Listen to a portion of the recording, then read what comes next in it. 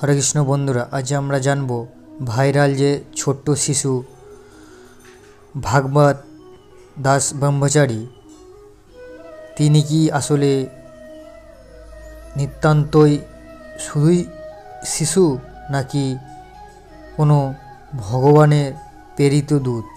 तबे सम्पर्के जानार आगे आपनी यदि आमार चैनेले नतून हये थाकेन आमार चैनलटी सबस्क्राइब करे पाशे थाका बेल आइकनटी दाबिये नोटिफिकेशनटी अल करे दिन, कारण এই ধরনের ভিডিও আমি যখনই ছাড়ব সর্বপ্রথম আপনার কাছে পৌঁছে যাবে।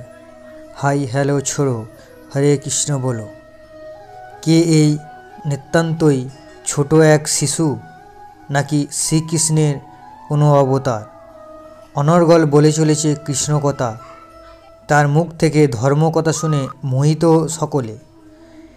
এ তো বাবা মায়ের শেখানো কথা নয়, মন থেকে বলছে সব কিছু। ছোটদের মধ্যে নাকি ভগবান থাকে। এই শিশুকে দেখলে, তার কথা শুনলে সে কথা বিশ্বাস করতে বড্ডই ইচ্ছা হয়। কৃষ্ণ নামে বিভোর, কৃষ্ণ প্রেমে পাগল, ঠোঁটের আগায় শ্রীকৃষ্ণের প্রতিটি কাহিনী, তার কৃষ্ণপ্রেমে অবাক সকলে। সোশ্যাল মিডিয়ায় ভাইরাল তার প্রতিটি কথা, আদো আদো বল, কিন্তু তার গভীরতা যে কোনো বিজ্ঞ ব্যক্তির থেকে কোনো অংশে কম নয়। তার আত্মবিশ্বাস, তার মতো প্রতিষ্ঠার ধরন সকলকে হতবাক করে ছাড়ছে। অনায়াসে সে বলতে পারে গীতার মাহাত্ম্য, বলতে পারে পৌরাণিক নানা কাহিনী, যেন ঈশ্বরের বরপুত্র। নচেত এই বয়সে এত কথা সে জানল কীভাবে? রিয়েলিটি শোয়ের হোস্ট বলুন কিংবা বিমান সেবিকা, মুহূর্তে সে মন জিতে নিচ্ছে সকলে। বয়স 4 বছর, কিন্তু সে কথা বলে কোনো সর্বজ্ঞানী দ্বিজনের মতো। মুণ্ডিত মস্তক, গলায় কখনো রুদ্রাক্ষ বা কখনো তুলসী কাঠের মালা, সঙ্গে মাদুলি, কপালে চন্দনের তিলক, চোখ দুটি থেকে ঝরে পড়ছে আত্মবিশ্বাস। নাম তার ভাগবত দাস ব্রহ্মচারী। যেন ভগবান শ্রীকৃষ্ণ নেমে এসেছেন ভক্তদের মাঝে। অনেকেই মালা পরিয়ে ভগবানের জ্ঞানে পুজো করছেন তাকে। খেলাধুলার বয়সে শ্রীকৃষ্ণ যেন তার ধ্যান জ্ঞান। সে ছুটছে, লাফাচ্ছে শ্রীকৃষ্ণকে সঙ্গী করে। তার শয়নে স্বপনে জাগরণে প্রশ্বাসে নিঃশ্বাসে শুধুই শ্রীকৃষ্ণ। সম্বোধনে বলেন রাধে রাধে। কাঁধে কে ঝুলছে কাপড়ের ঝুলি, তাতে রাখা জপমালা, সময় পেলেই মালা জপে ভগবত। নিজে পড়ে শ্রীমদ্ ভাগবত গীতা, দেশ জুড়ে ঘুরে ঘুরে প্রচার করে গীতার মাহাত্ম্য। বলতে পারে ইংরেজরা সোনার ভারত লুট করেছে, তবুও আমাদের গীতার মতো রত্ন আর কারও কাছে নেই। সম্পত্তি তাকে দেখা গেছে সোনির রিয়েলিটি শো সুপারস্টার সিঙ্গার, সেখানে নেহা কাক্কার তাকে হ্যালো বলে সম্বোধন করেন।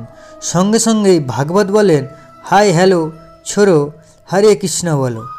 চারিদিকে এত ক্যামেরা, এত আলো, অথচ সেসব নিয়ে সে বিচলিত নয় একটুও। যেন স্টেজ পারফরমেন্স তার সহজাত। নেহা জানতে চেয়েছিলেন তার বাড়ি কোথায়। উত্তরে ভাগবত বলে একদিন দেবরাজ ইন্দ্র প্রচুর বৃষ্টি করেছিলেন, ভেসে যায় চারিদিক।